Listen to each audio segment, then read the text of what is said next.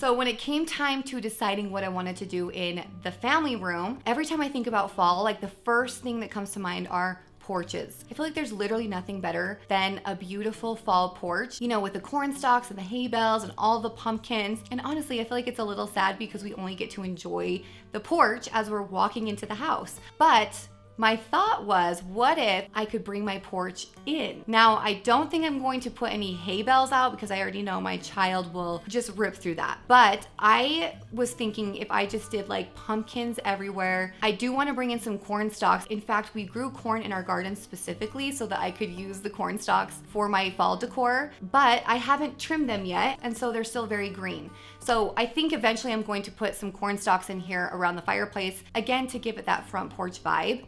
So I'm really excited to see how this turns out. I have a million pumpkins to work with. I have a lot of real pumpkins, a lot of faux pumpkins, and my idea is to kind of mix them together. So you don't really know what's real and what's not because some are real, some are fake. Also, I saw a ton of those beautiful, colorful pumpkins at Walmart. They're only $6.97 and there's some that are really big.